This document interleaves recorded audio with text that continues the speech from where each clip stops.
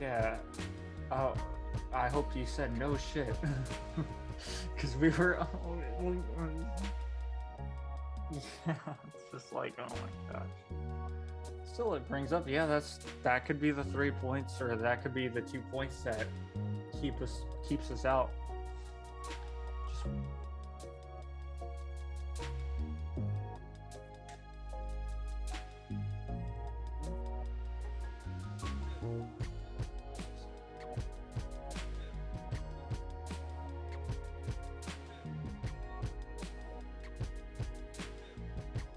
exactly, it's everybody else.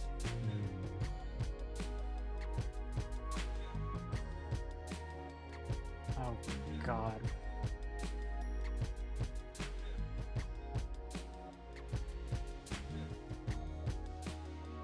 Seventh.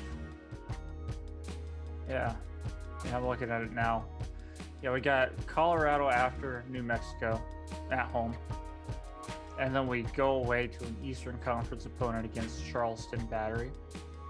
Like, I don't think we win that game. But we've shocked before.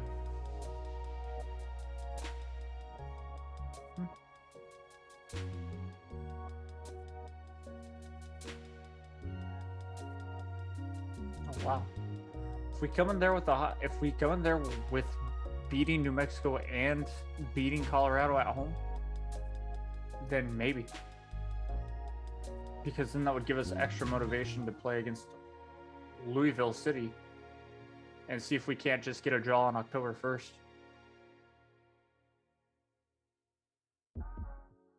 We play them on the final game.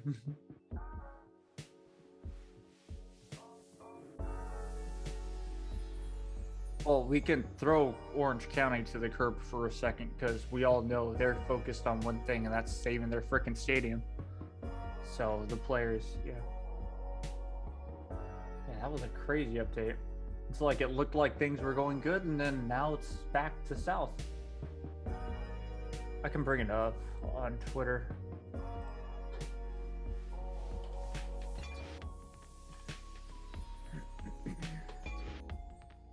What was it? OCSC or Orange and Black had it.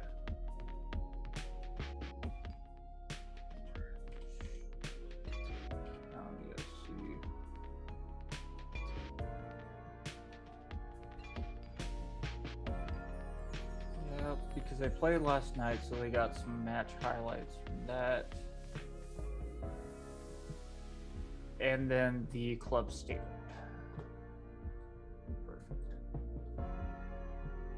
Yeah, I'm ready. Let's do it.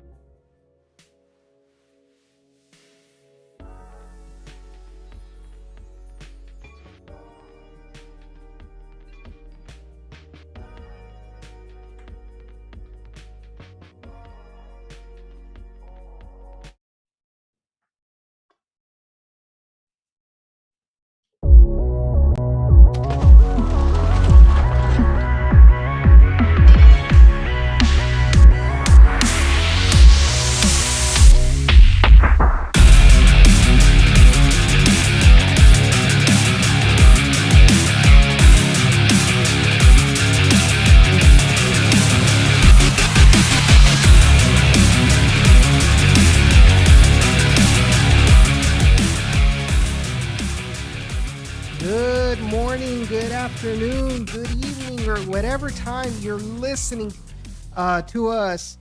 My name is Edson Ochoa, and welcome to another episode of the Down in the Valley podcast.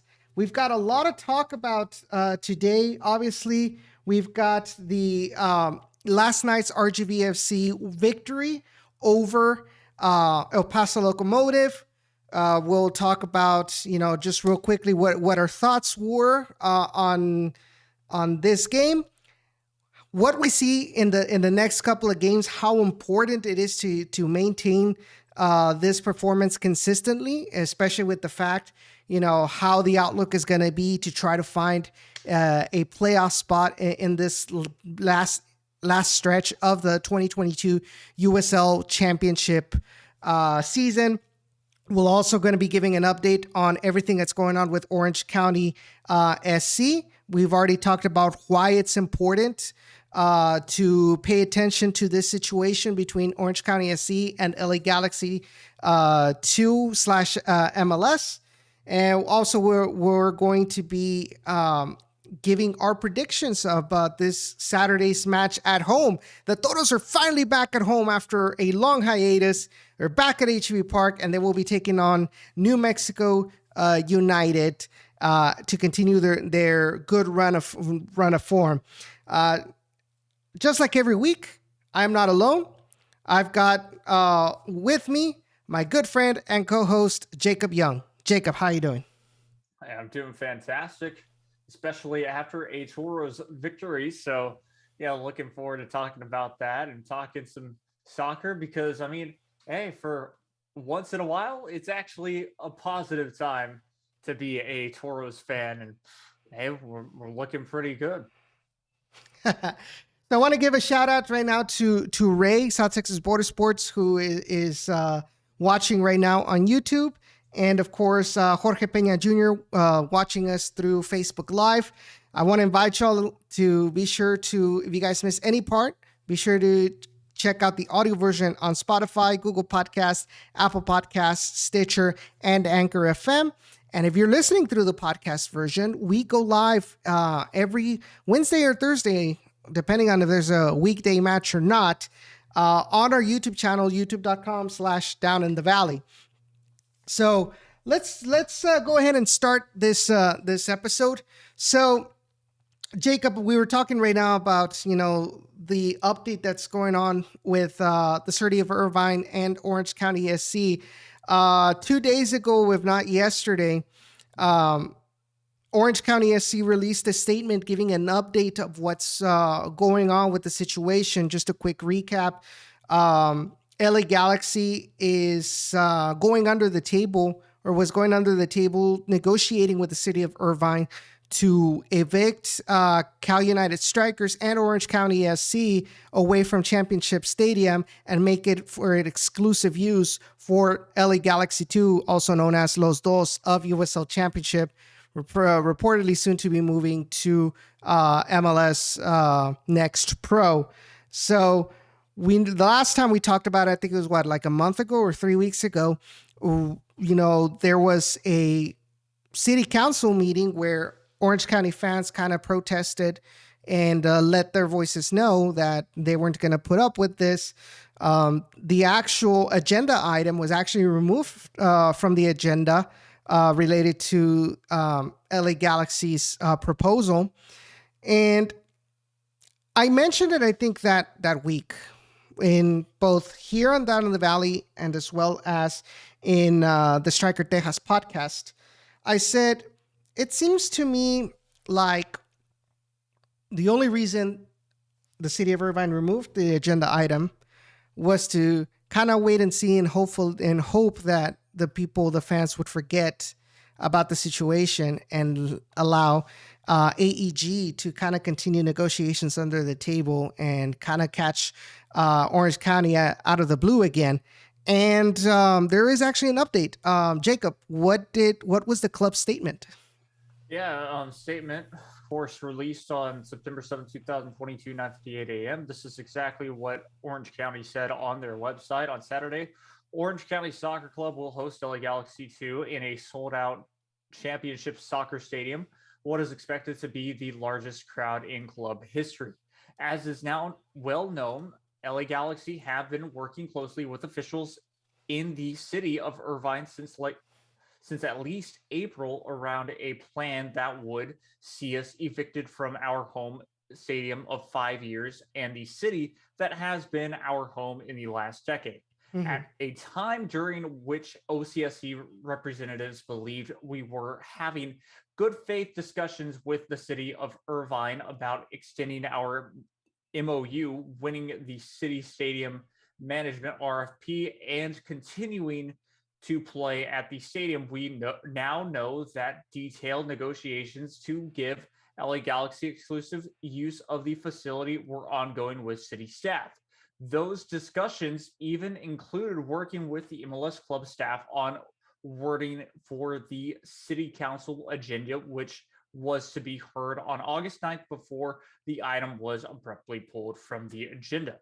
At that council meeting, more than 400 OCSC fans, sponsors, and community partners attended and expressed their support for the city council for OCSC to stay in Irvine, and many hundreds more sent letters, emails, texts, and social media messages. But nearly a month later, it has apparently had no impact.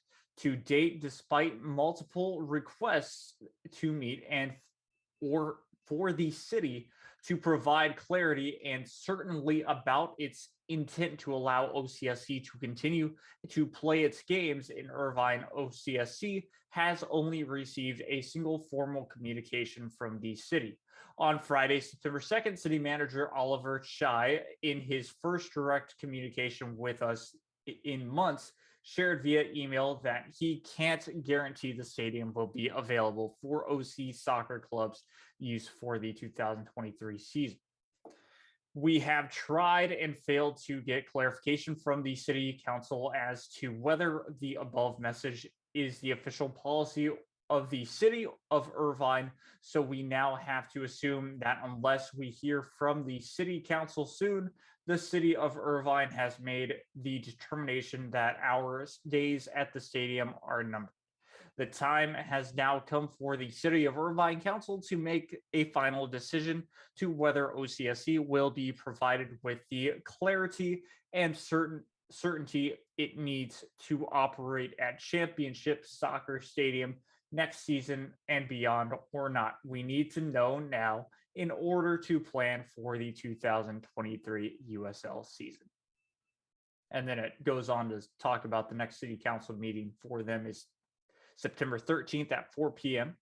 And that might be their final chance. So right at the top of the bat, you can tell that what started shady has continued to be shady for LA Galaxy too.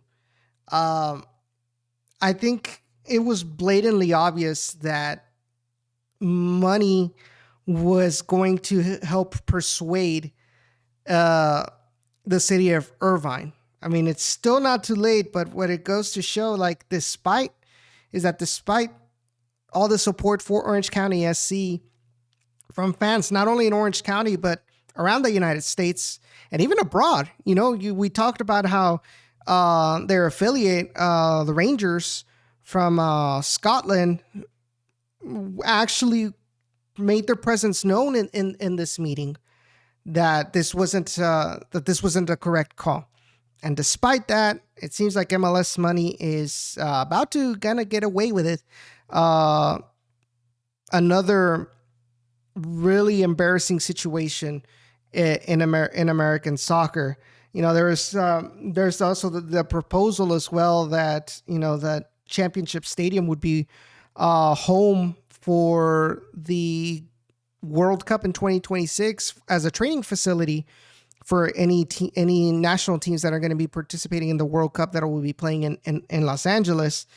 But the fact that, number one, LA Galaxy did not go through the appropriate measures to put in their agenda, their proposal towards the city. And number two, the fact that despite the backlash from their own fans and fans everywhere, they don't care. They don't care. And this is why a lot of people complain that MLS teams, they're not community oriented. This is just a huge monopoly for MLS, and it's just sad. It's just sad that these ownership groups are willing to screw over grassroots, more community-driven soccer for their own benefit. Mm-hmm. I mean, The fact is, I don't see anything wrong. And I mentioned before, I don't see anything wrong with them playing in LA.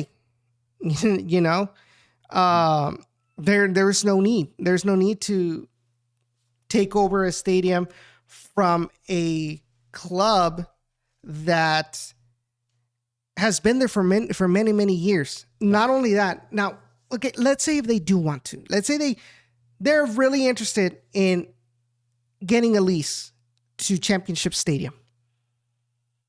If they really knew that their proposal was going to be outstanding compared to the rest, they could have easily just gone through the formal process and let the city of Irvine decide. But when you start doing it under the table without, the other proposed teams knowing what's going on, without, that all leads to, accusations of corruption, which is basically what it is. It's allegedly corruption between AEG and the city of Irvine. And now you're more than willing to alienate your local fans. And I'm talking, the city of Irvine is alienating their local soccer fans just for the money of AEG, when you know that LA Galaxy 2 doesn't bring in anybody. And with this situation, what did you expect? Oh, we lost the Orange County SC. We lost Cal United Strikers. I guess I'll support LA Galaxy 2. No, hombre, tan jodidos. Yeah. So I don't know if anybody on this platform or anybody listening to the show right now has been keeping up with a show called Welcome to Wrexham AFC.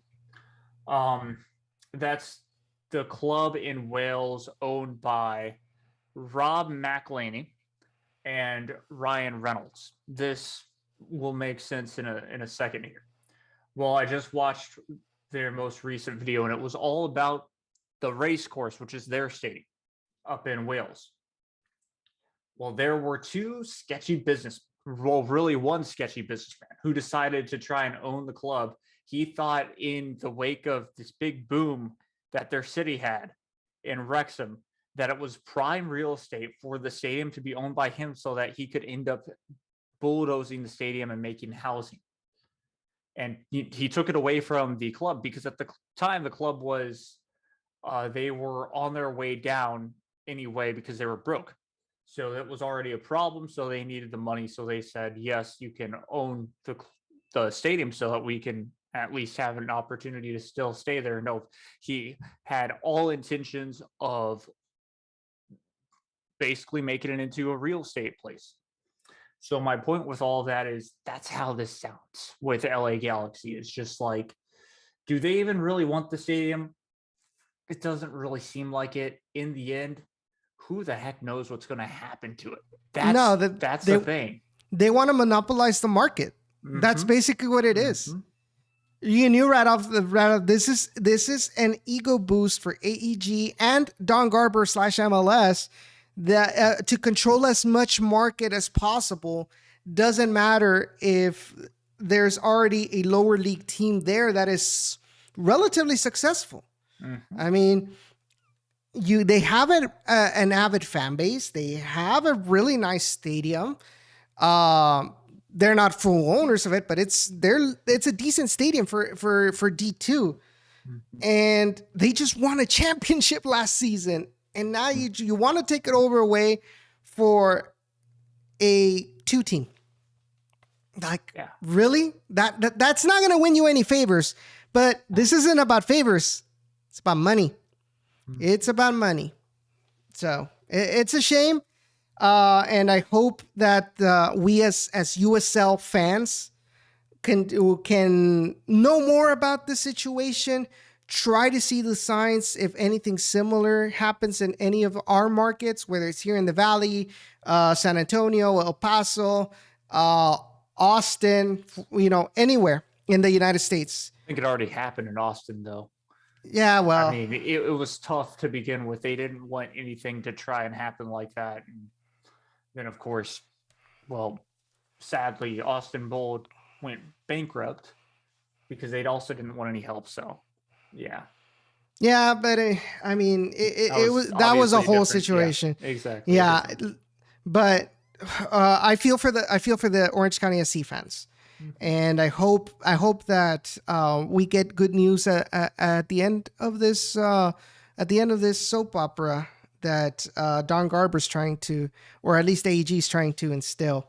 But just make sure and support your team, because I think what we've seen, I think this is another bit of proof that we aren't guaranteed a team ever.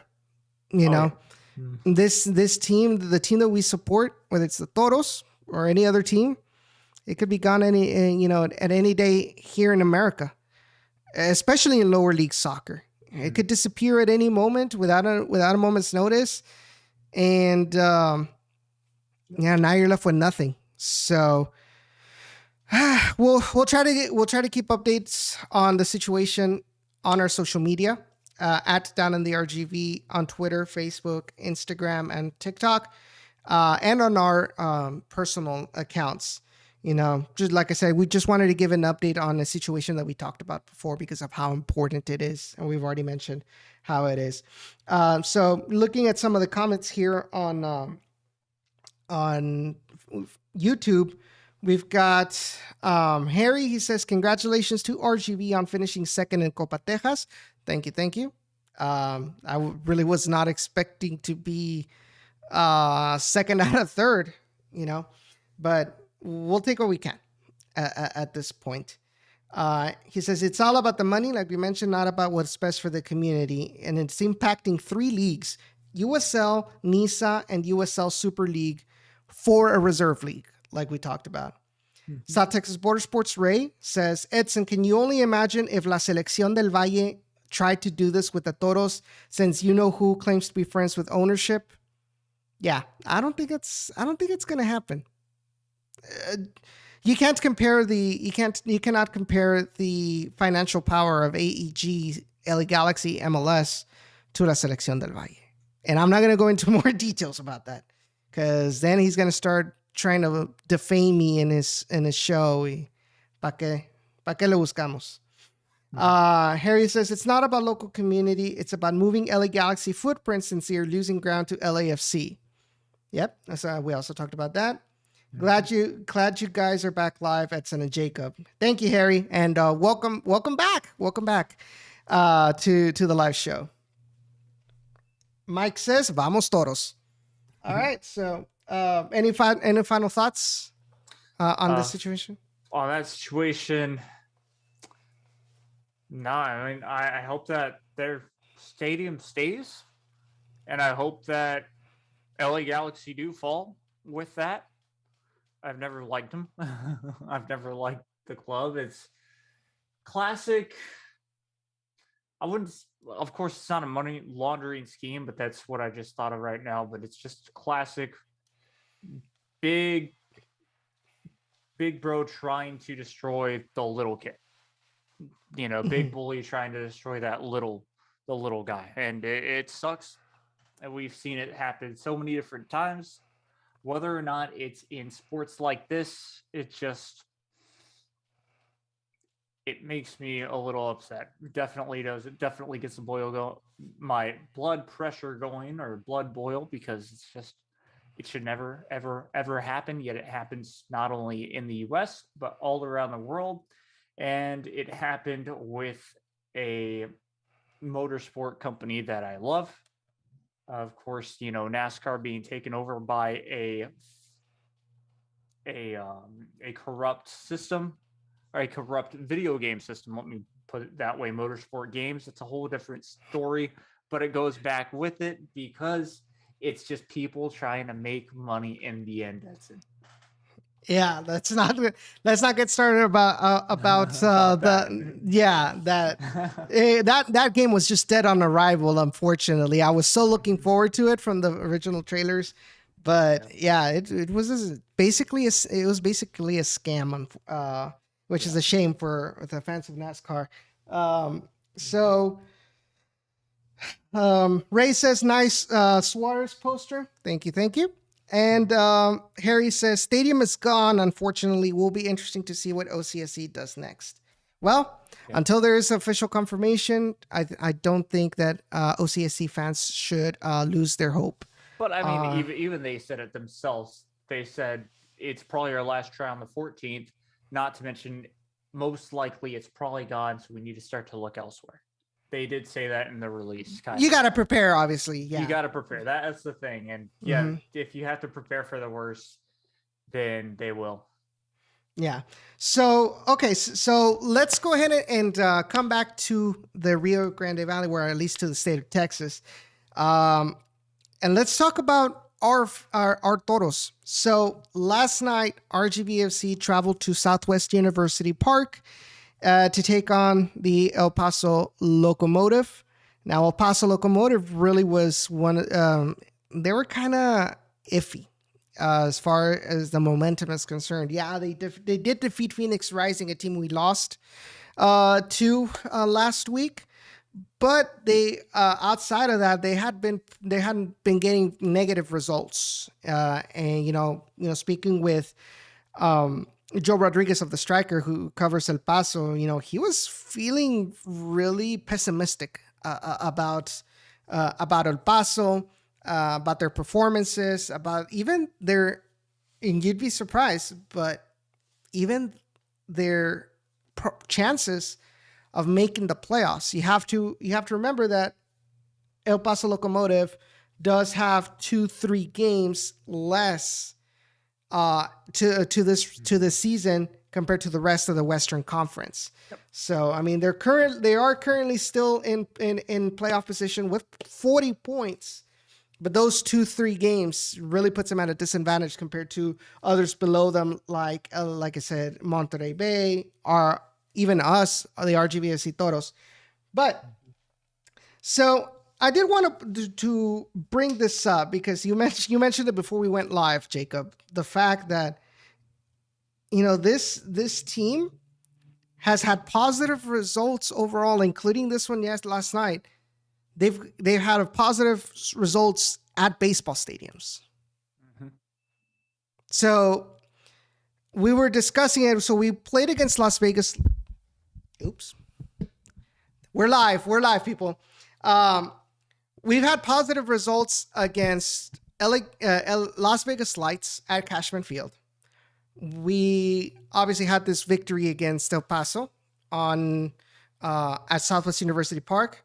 And then we had a loss and a draw at Isotopes Park against New Mexico United. So overall, surprisingly, remember how in the last couple of years, it seemed like RGV always struggled at baseball stadiums.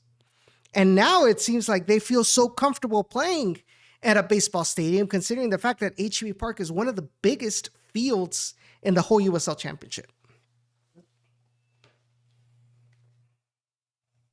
Yeah, it's so strange for sure.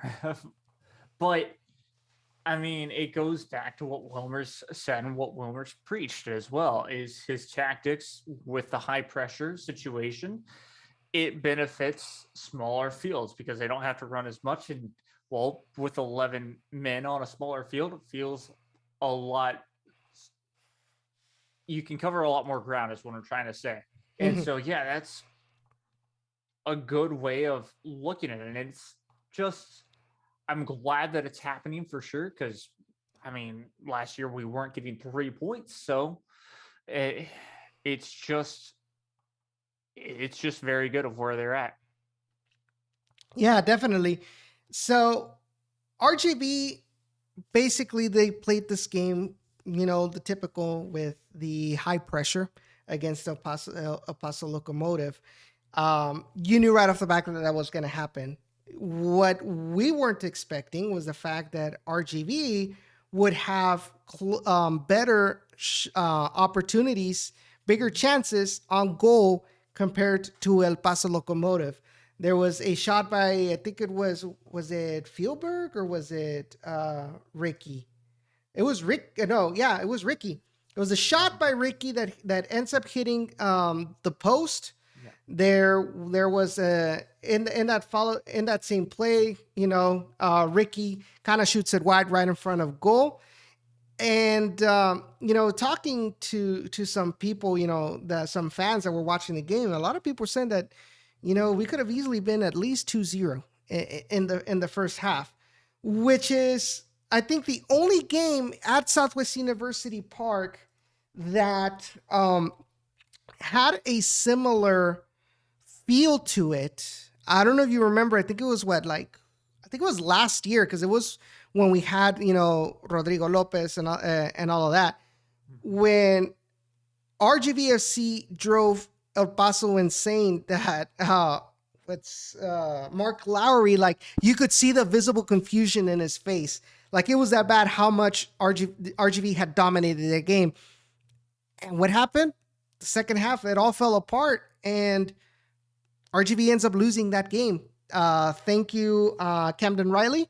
I still won't forgive you for that. But unlike that, RGV looked a lot more solid defensively for the most part. And when they did have some hiccups, El Paso Locomotive was lost offensively, and they could not take advantage of some decent opportunities in front of Tyler Derrick's goal. Yeah. And I mean, that was a big thing, was not only was Tyler Derrick there in the starting lineup, but he was able to make some good saves, and the defense was able to stay together too, which was a main key. And besides RGVFC not being able to take advantage of those opportunities in the first half, to me, that was better than them actually doing it. Because I just feel like, and we've seen it time and time again, where Wilmer all of a sudden doesn't necessarily change his tactics in the second half, but something just with RGVFC in general, whether or not it's coach, whether or not it's the players, just all of a sudden they, as in a hockey term or in a racing term, they just let their foot off the gas. They don't go as hard as they would go if they didn't have the lead, were down by a goal, or did not have a goal in the first place by another team. So it's just a strange way to say I would rather that happen than if RGVFC had the lead. So going back with the first half, like I mentioned, it seemed like that RGV had kind of the closer opportunities to open the scoreboard, but there's something that I kind of have to say, because I kind of feel like sometimes Ricky, he puts himself in a good situation to right in front of goal, or puts himself in a situation where he has the ball and there's somebody like unmarked next to him or on the other side of the field. But it seems like he kind of has that tunnel vision. Okay, I'm in front of goal. I have an opportunity. I'm going to try and finish it. And there were multiple plays where I felt that maybe he could have passed it to somebody that was wide open that could have probably put that shot in. It's just an observation that I made. A lot of it's this whole thing about the tunnel vision. I think other players, even Jonas Fieldberg, had maybe like one or two similar situations. I think him in the second half, he had one where he could have passed it to Christian Pinzon, and he ends up taking a shot that goes straight towards the keeper. But those are just minor little quirks that I saw. Surprisingly, we've talked about how RGV tends to be a more possession-oriented team. Like, yeah, they'll high pressure when they don't have the ball, but they love to have control of the ball, dominate with possession. This game was nothing like that. El Paso was the one that ended up dominating possession. They ended up having was like 60, I want to say it was like 63% of possession compared to 37 from RGV. And yet El Paso really didn't do much with the ball. Yeah, I'm looking back at RGVFC's last win before they went on the road and won a couple of times at home was against Pittsburgh Riverhounds. And they're trying to see the stats of exactly the possession. When they won that game at home against the Riverhounds, they had 38% possession over Pittsburgh's 62% possession. So somehow, some way, in these games that RGVFC are able to focus up and be able to get wins, given, no red cards, no crazy circumstances like that, they do a much better job. It's weird where counterattacking football, counterattacking soccer is our game. And it helps with that high pressure, I'm pretty sure, but it's just something to note. Yeah, and so I'm looking at the thread from USL Tactics from John Morrissey on Twitter. So give him a follow at USL Tactics if you're listening or you're watching right now. So basically he says, with just one loss in 6 games and 2 wins in their last 3 outings, RGVFC have found their balance down the stretch.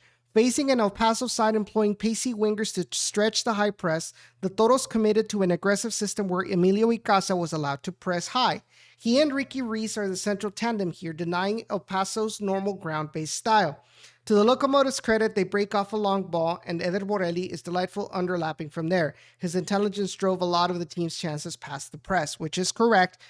But once it got to their strikers, it's like, I was surprised that even Lucho Solignac was clueless. So RGV generates chances by involving their fullbacks in support of that front four in the press. Akeem Connor Ward provides that aid here, but watch how El Paso Locomotive keeps their shape. Baines and Yuma know exactly when to step up and drop deep. Richie Ryan holds down the fort centrally. Still, the fluidity of RGV's forwards in the attacking 4-2-4 was delightful at times. Here, and he has videos of specifically the place that he's talking about. He says here, both Icaza and Reese scoot into the right channel and thus drag El Paso that way. Cabezas pops into the gap, finds Jonas Fieldberg, and it's chance. Icaza is the key cog again here as the other source of RGV offense comes into play. This team is really effective at breaking off of turnovers. We saw that against Phoenix Rising, minimum like 3 times, where the high pressure allowed RGV to steal the ball in a very fortunate situation right in front of goal. Unfortunately, the Toros were not able to capitalize. We've talked about that a lot this season. Number 8 presses high to Rose, but drops deep to double team the El Paso receiver. The Locomotive are out of structure and Pinzon gets in.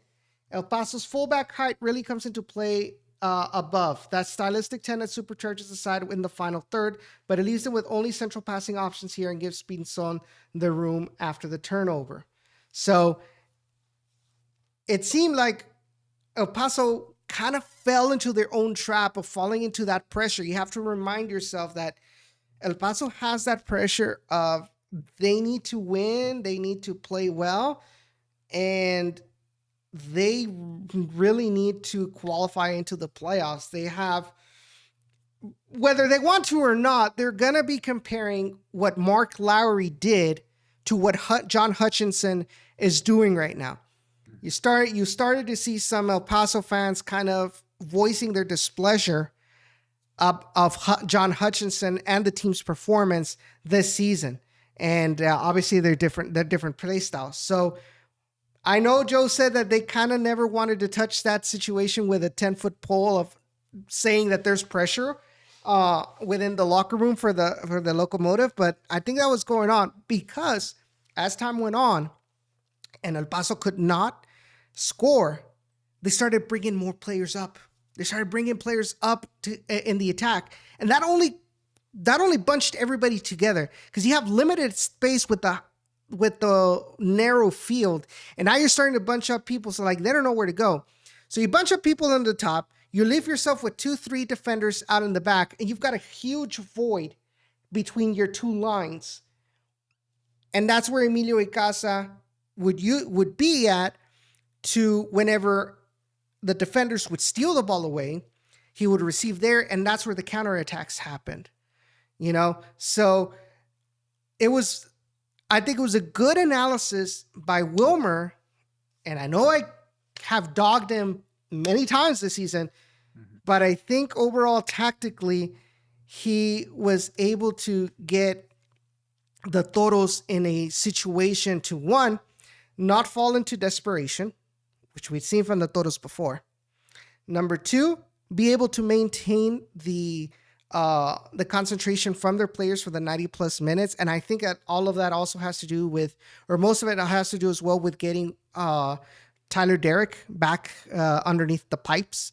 And I'm not saying, and I said it last night, I'm not saying that this is because Javi Garcia is a bad keeper. I've talked about how good he is, for being his first time, for being a rookie, but leadership like that all gets developed through experience. One of the things that I saw from Tyler Derrick was the chances where El Paso had a shot towards goal, or somebody was left unmarked, right? And thankfully it didn't become a goal. You would see Tyler Derrick get up and yell at his defenders and tell them, what the hell are you doing? You got to do this, this. Obviously, Javi Garcia is not in a position right now because he's a rookie. He probably doesn't feel as confident to kind of yell at his defenders. But Tyler Derrick does. Tyler Derrick's got the pedigree to back him up to tell everybody else when they're screwing up. And all of that really, I think, helps RGV maintain their focus defensively, because I don't think I saw a major glaring error this game by anyone defensively. Yeah.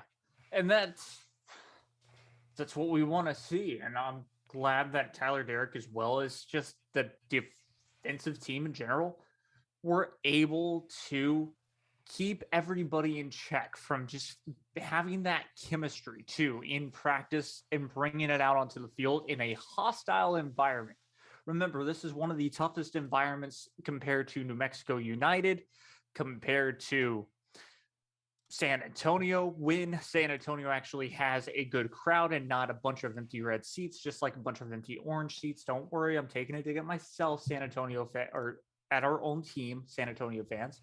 But my point still stands. I mean, to be able to come into a place like that and still have that leadership capability from the goalkeeper, from just the team, to be able to keep each other intact and not crack under pressure and crack under those stupid fouls that El Paso Locomotive to every other team tries to get under your skin with, was so key in that game. Mm-hmm. Yeah.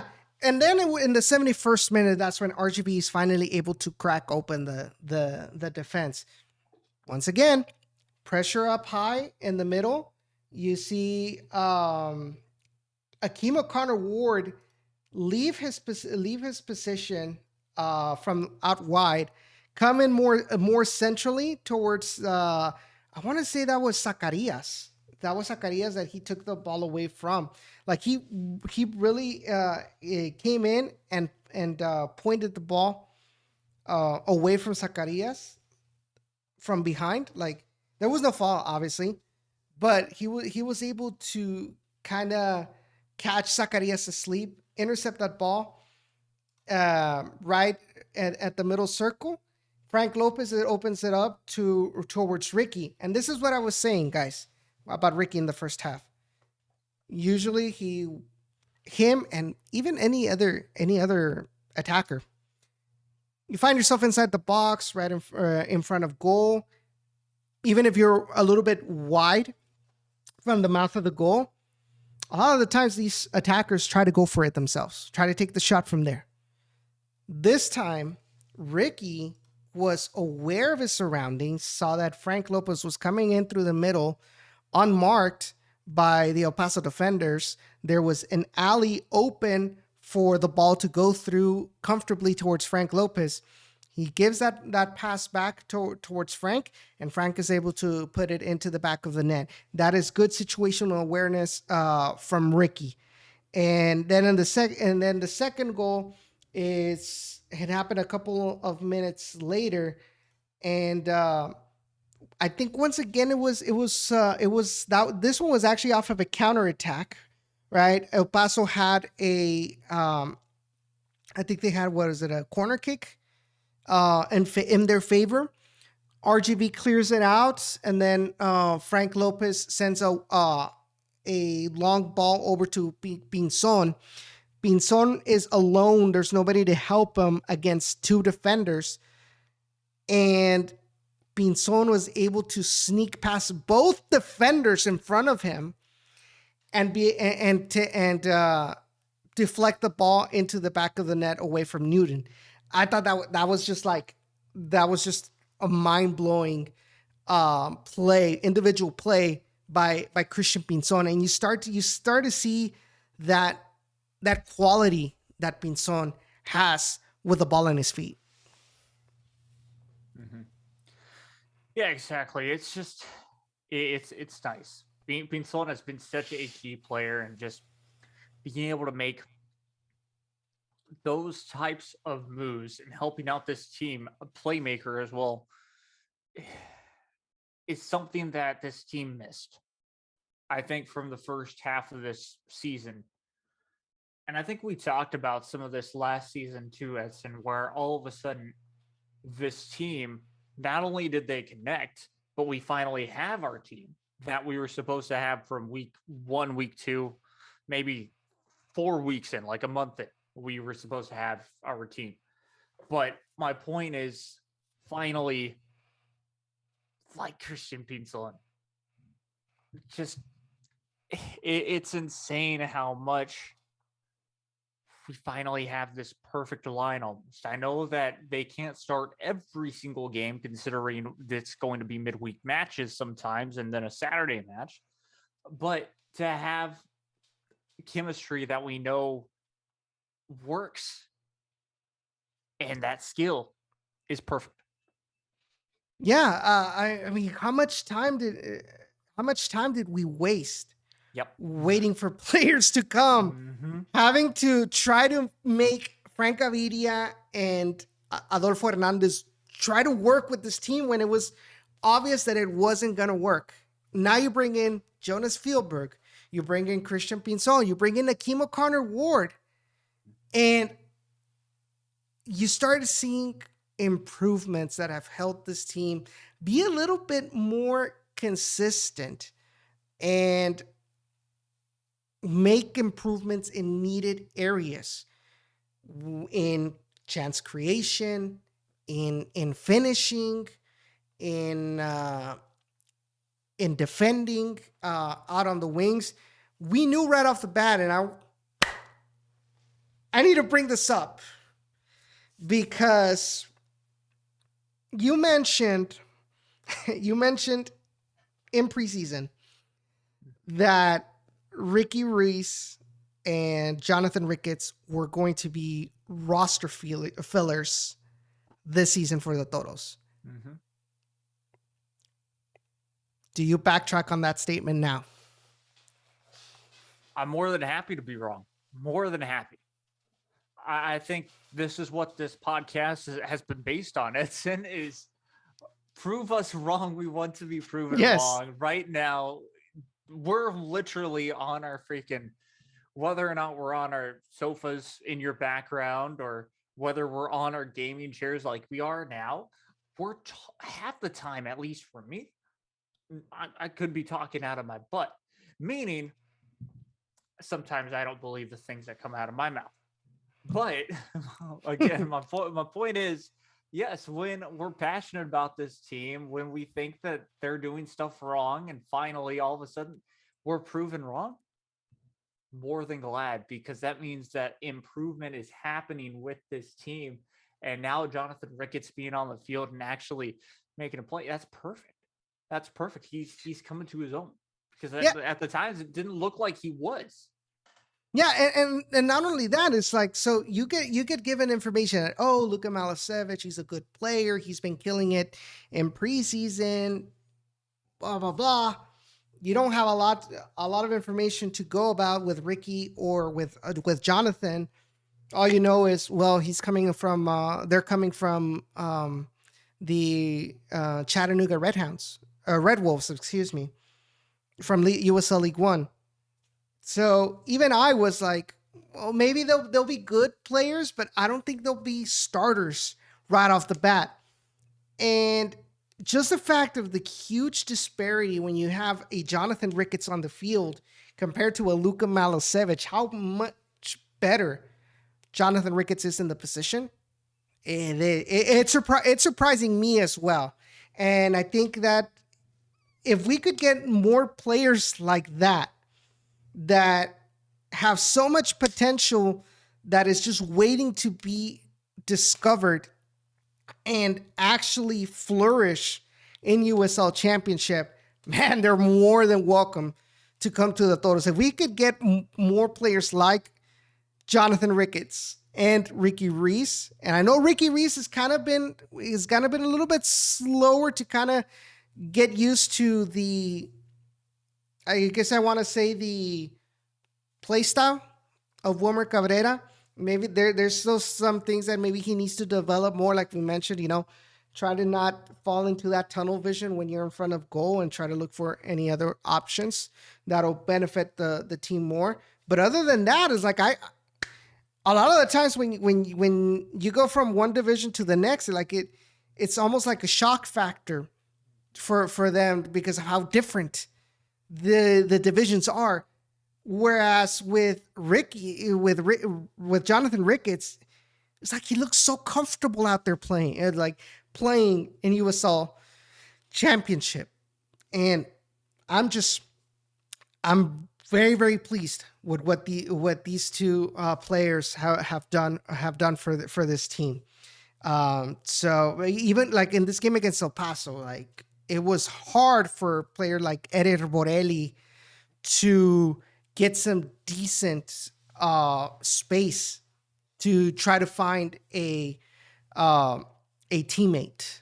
At least to me, like Eder Borelli didn't really do much, and I think at the end, like Eder Borelli ended up falling for Naves, considering that the guy is ex Liga MX.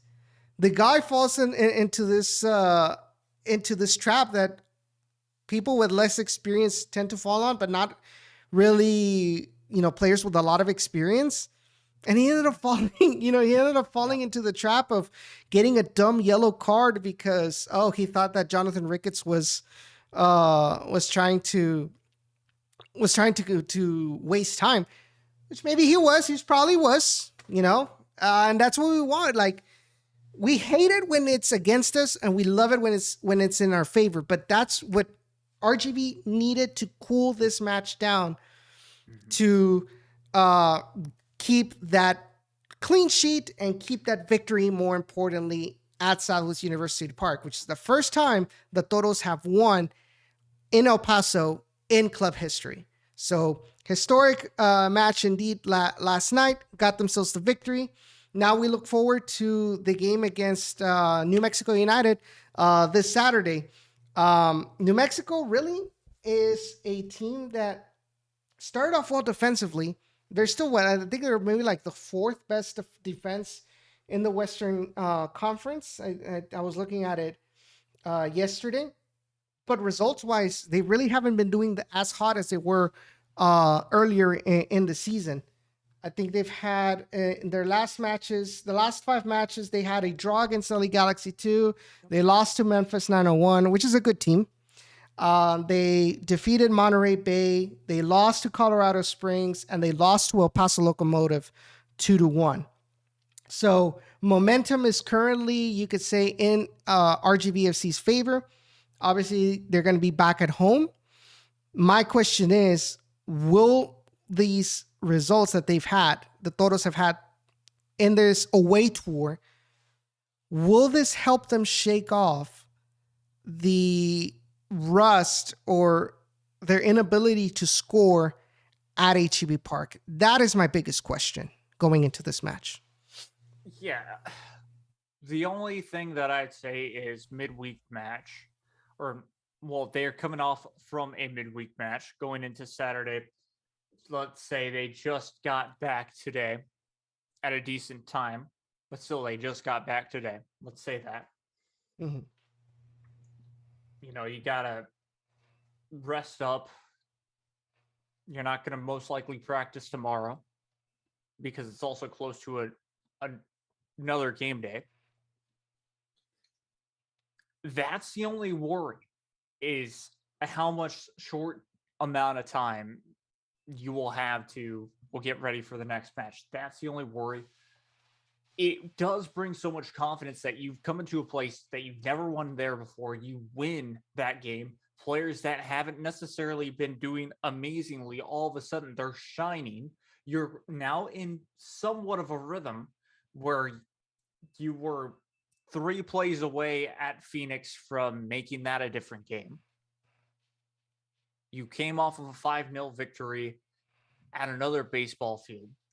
It's just going to be a case of how much did you study for this New Mexico United side when you played against them on the road as well. And I think that's all, you can do is tactically, you got to be ready. And physically, you've got to be ready for a tall task, considering that they might pull out that all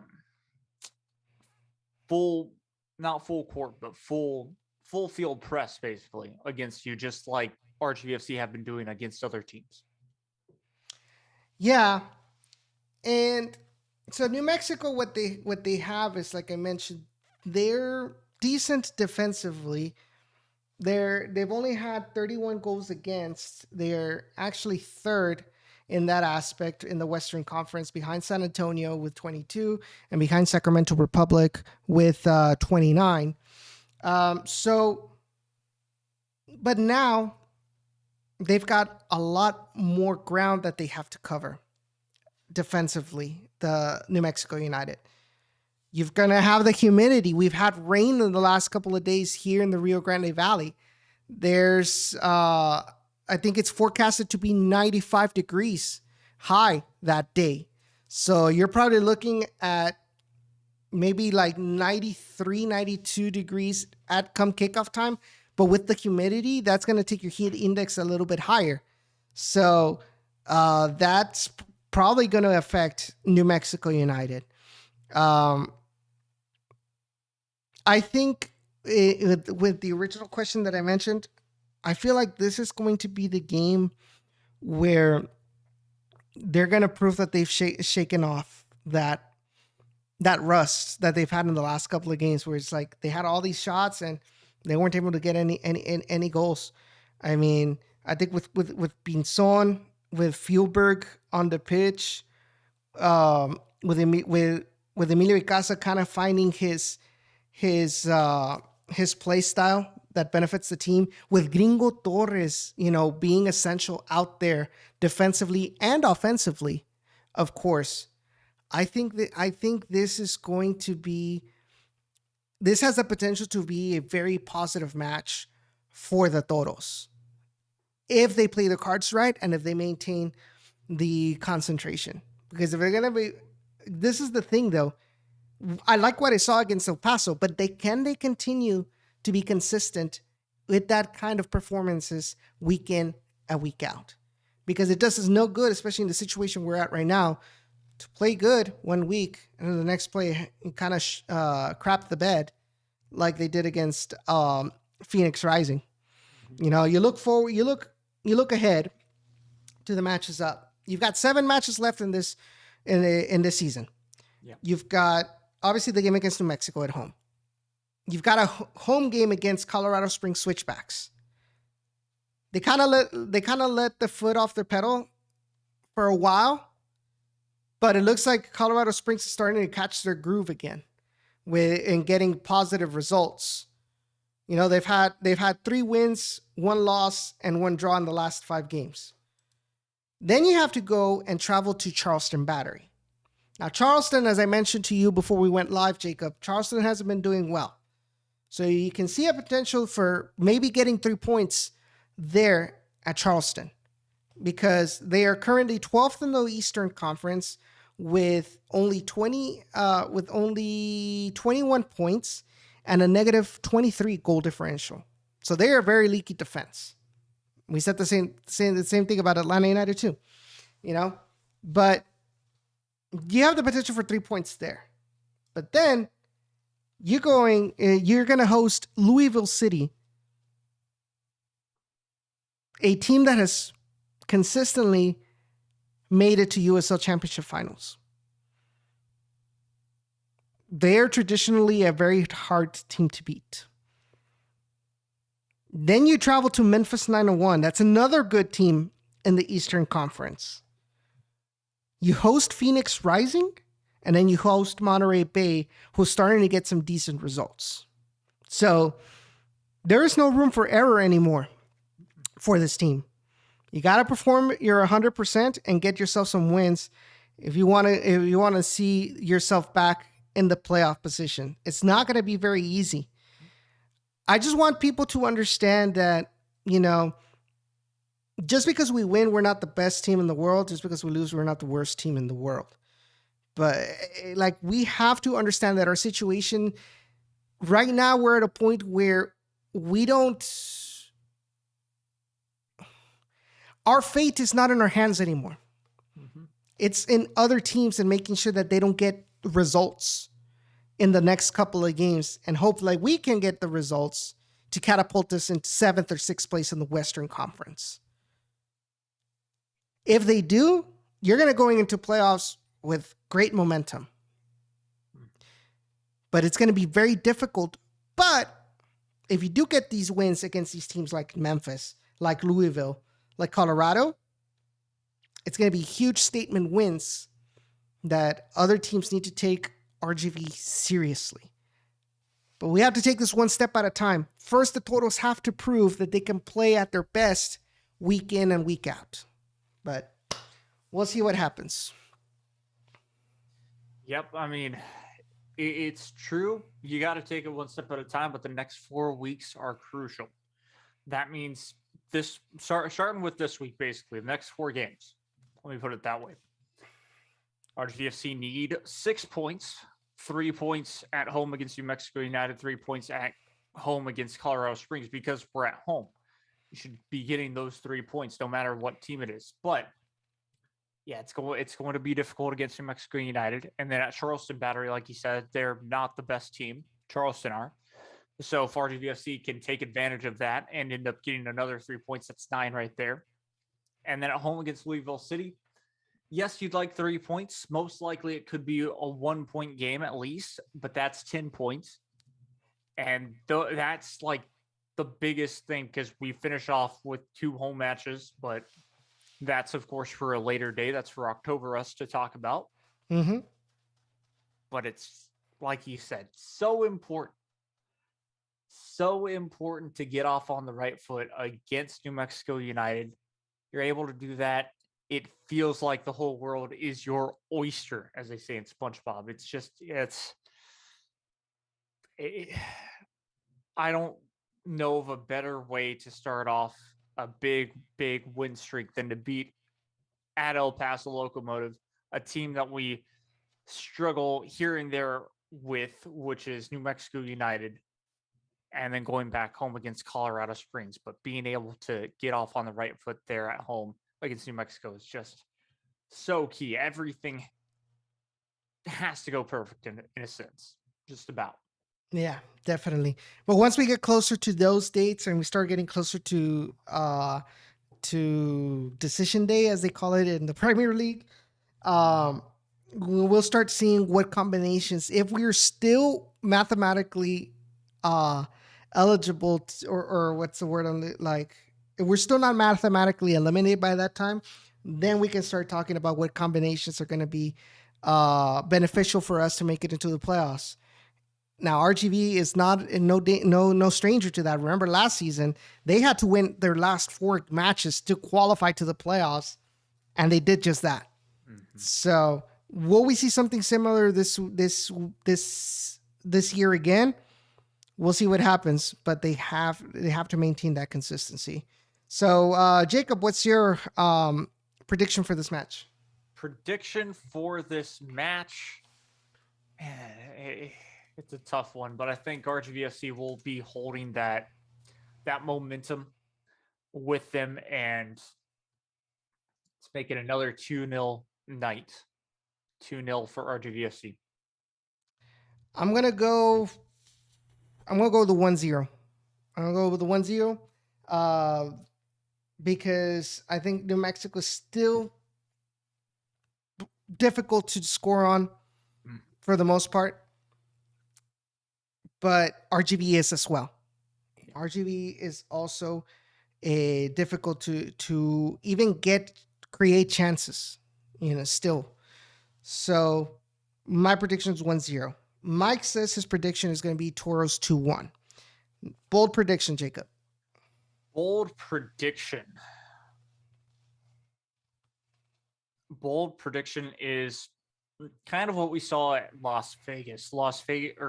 New Mexico United get 2 red cards, so they'll end up playing with 9 men, and RGVFC will take care of business with a 9-0 victory. Something that I said, if they did not score at least 6 at Las Vegas, I'd be a little upset.